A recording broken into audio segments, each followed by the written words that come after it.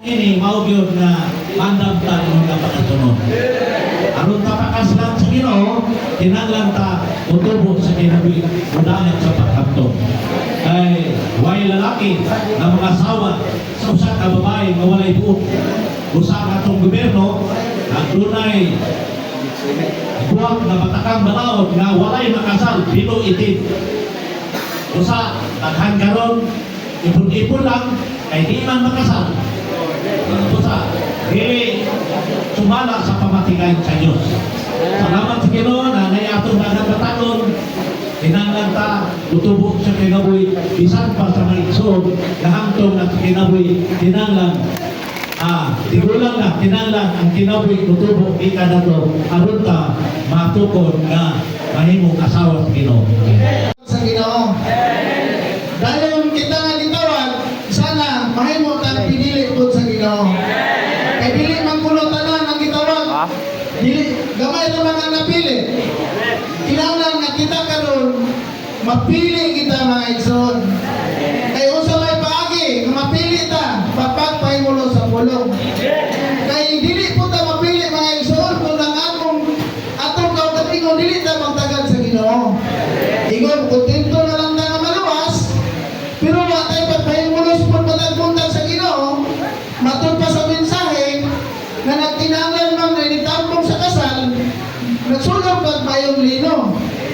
Kini mayong lino mga igsoon mga si Kristo. Amen. Ang pagkaon kuno nato og Kristo adlaw-adlaw, ang pagkaon nato sa pulong adlaw-adlaw, mahimo natong bisti si Kristo. Mao ni maghimo nato na makasulog kag mayong lino mga igsoon. Amen. Praise the Lord. Now we need Kana lang yung paghago diha sa Ginoo. Kay may tungod sa pagtawag, wala problema. Pero kini pagpisti o pagsulog o pisti adaw-adaw mo ni problema. Sa putmot anig ingon ito, ang dili kuno pagpahimulos sa mga magtuto kang Kristo, maoy dili nila pagsulog o pisti. Sa mo ni atong isulog adlaw-adlaw aron makapit ta ni kasal sa Kordero. Doon ang gawin son, ang hamtong na pagkasunod mo gitumong sa kabuton o tuyo sa Diyos. Mga pagi yung son ng hamtong na mga son, mahimot ang pagkasamunod.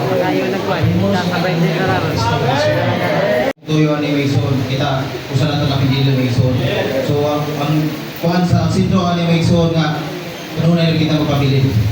Kani ato pagkinabuhi nga adlaw Mason morning kinahanglan din nga mahigpit ta batukan ni ang kaning adlaw-adlaw mga pagkinabuhi Mason kay usa kini nga kuan gyud batukanan. Kami Mason, padayon kita. Mason,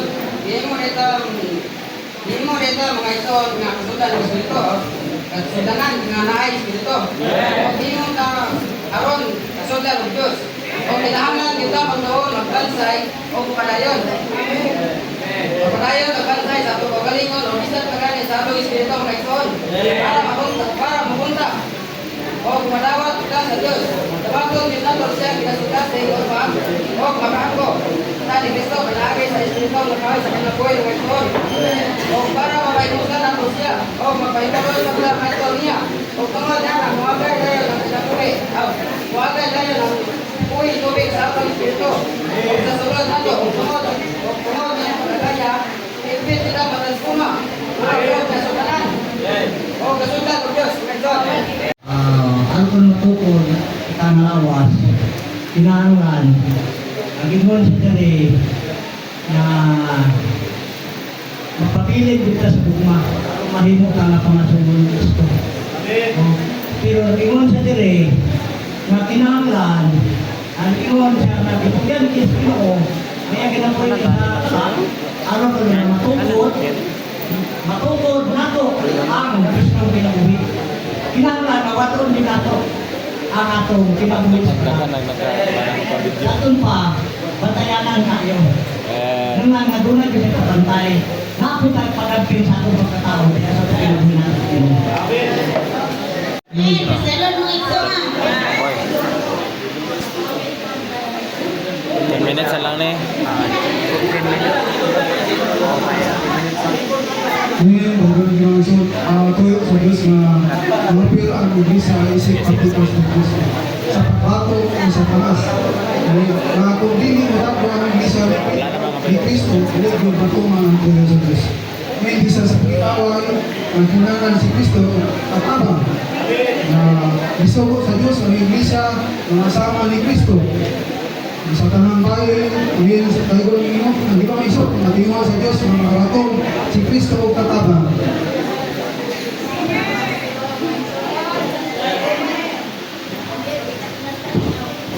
Amen. Basta din naman, hindi na napapana na.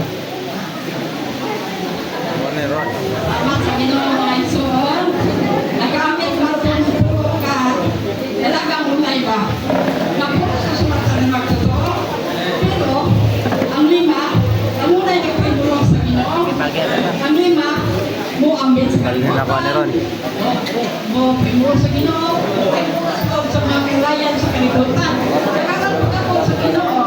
Kung nangangaman po sila, mag-binawin ako. Pag-abot rin sa Ginoo, wala sila ilala. Kaya magkapit-apit mo sa pagkakapima, handa mo kung sila sa Ginoo.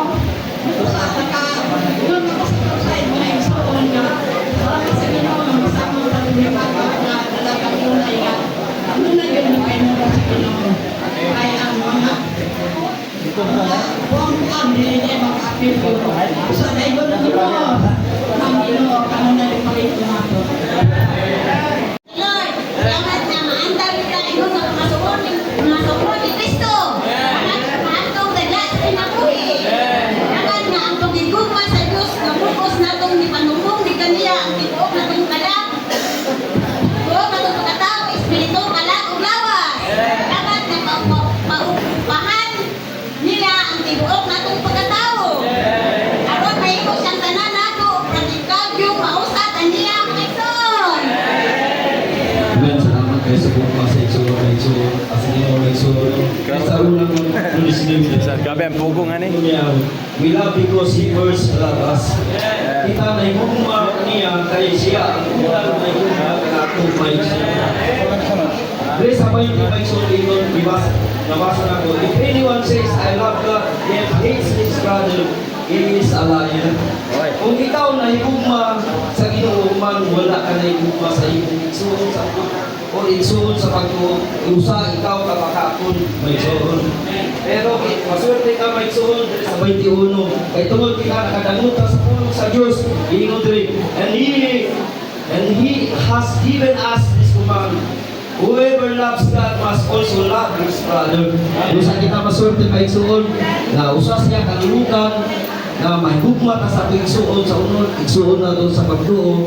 Usa siya kalulukan na mahimo tang pangasawon ni Kristo may igsoon. Kung ang ginawa nga, kinahanglan yung pangandam ng igsoon. Kita man tanan, pangasawon. Iyo, doon ay inisyon. Dipindi sa ato kung pahimulos niya. Kung sige nagpahimulos niya ang igsoon, kung nakay paghahamtong sa kinabuhi, hindi na yung tanong mahimong pangasawon niya. Lord nga igsoon, salamat na higpit na ka mapasulupan sa pagkakasang Diyos.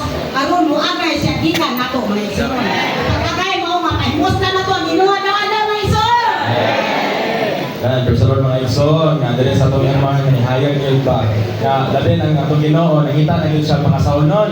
Oo, sa kita nga mag-ready na gyud ta mga igsoon, nga labi nakita gyud sa mga pulo ka birhen ba o labi sa nilang lima, amdan na ta sila. Pero katong purupan, katong remaining 5 ka birhen, labi na pudto sila, wala nakapangamdam kundi nagagaga.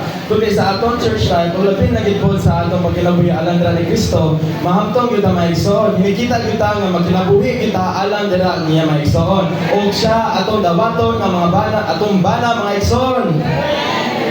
Bata igsoon. Parihapon di Kristo igsoon no, kani siya mga sawa bata. So kailangan mahamhamto gyud sa kinabuhi igsoon. Mga igsoon, maningkamot gyud ang tinguha gyud ta mahamto ta sa kinabuhi. Kagi mo ba sa Matthew 22:14 nga daghan ang gitawag nga jutay ang pinili. Manang tinguha ta mga igsoon nga maapil ta sa mga pinili mga igsoon.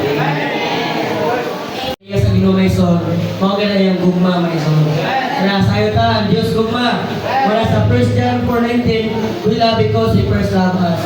Kung naman sa itong imar Maison, ang gugma magtupa katugod. Kuna nga pinagi sa gugma may son, matukod ta sa matusan nato. Kuna nga dili lang ingon kay balong yung mabulot ang may son. Kuna nga may gugmay kita sa usa. 29 kay ngano mo udang tag sayo kay mangandam ka narabay mo ang gabasalan no. So atong buhaton karon aron makashare ta tanan i-share na lang ang ato ang nakatunan na nagawat gikan sa mensahe sa atong tapat 5 minutes may so tindog ta para ma-release ta. Amen. Sige, share sa tapat. Amen. Hallelujah.